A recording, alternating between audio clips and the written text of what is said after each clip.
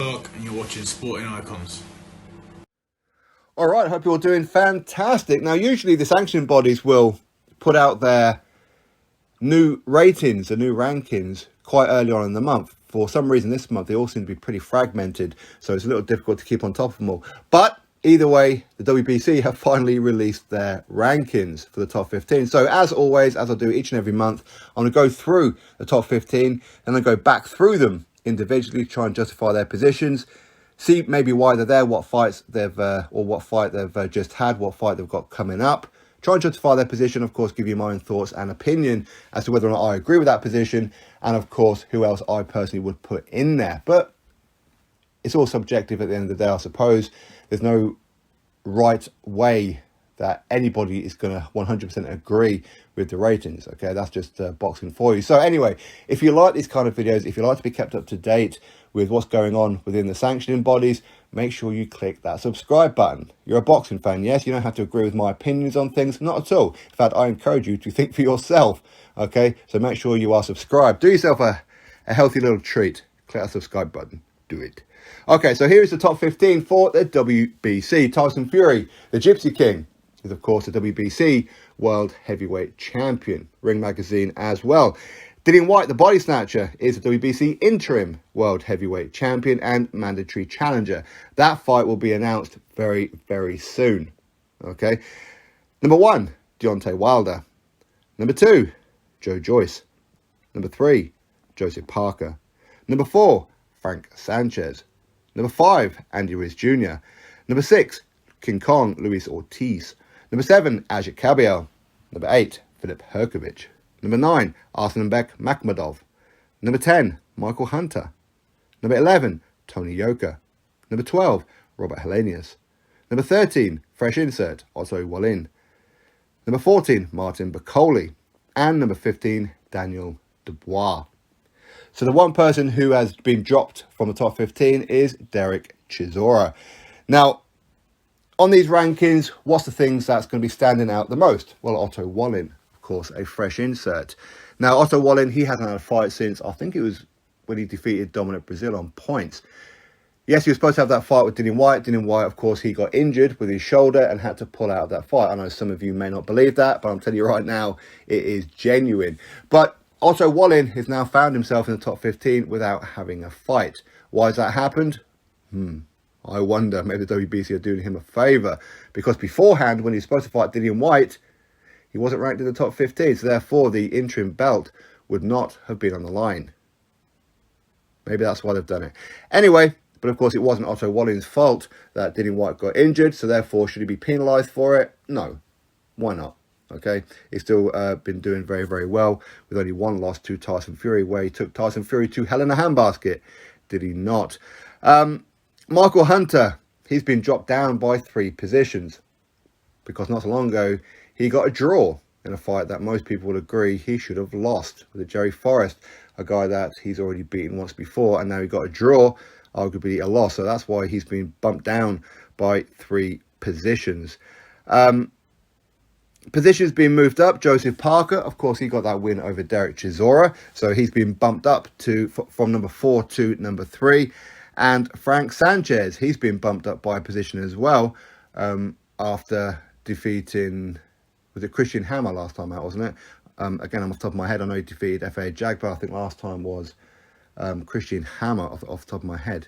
Andy Ruiz Jr., he's been dropped down by 2 positions because he's been inactive. He hasn't had a fight since a Chris Arreola won months and months ago now. But again, he has been injured, to be fair. So it'll be interesting to see what it is he comes back. Luis Ortiz, even though he defeated Charles Martin, stays in number 6.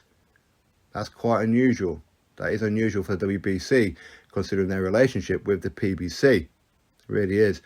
Hrgovic, he's been bumped up a position. I don't recall him having a fight. Maybe he has, but I don't recall it. So I'm not too sure why he's been bumped up. Filip Hrgovic, he's been bumped up a position as well. Is that a waste of a ranking with the WBC putting Filip Hrgovic in there, as he is going for the IBF mandatory?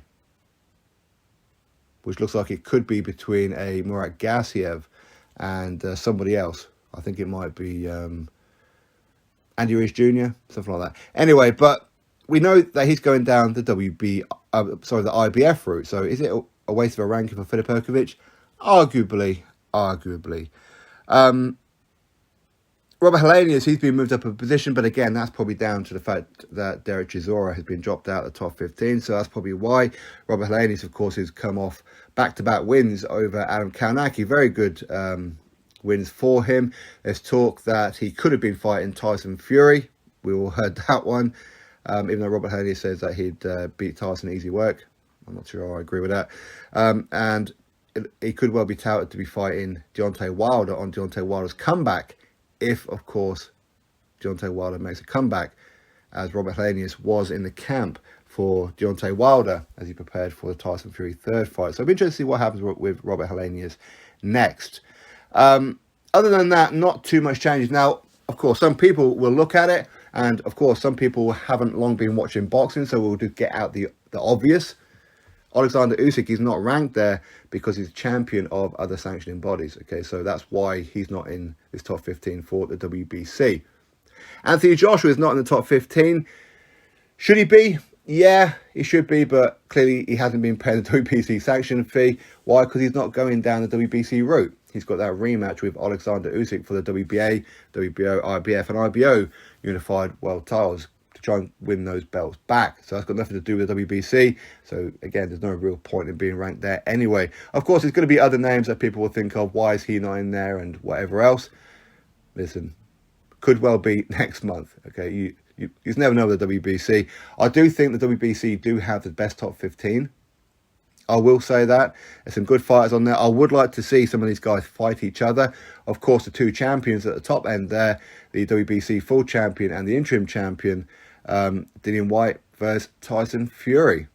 So that fight will be announced pretty soon. I'd love to see Deontay Wilder come back. When's that going to happen? If it's going to happen, we don't know. But I would like to see some of these people fight each other. Andy Ruiz Jr., I'd love to see him fight Deontay Wilder, or even Luis Ortiz. Let's just get Luis Ortiz retired ASAP. Arslanbek Makhmudov, big scary man, that's for sure, from Russia. So I'd like to see him take on somebody. In fact, I'd love to see him take on Filip Hrgovic, but that ain't going to happen because Makhmudov is not in the top 15 of the IBF. But a couple of matchups that is happening, or at least another one that is happening within this top 15, is Tony Yoka versus Martin Piccoli. That fight is happening.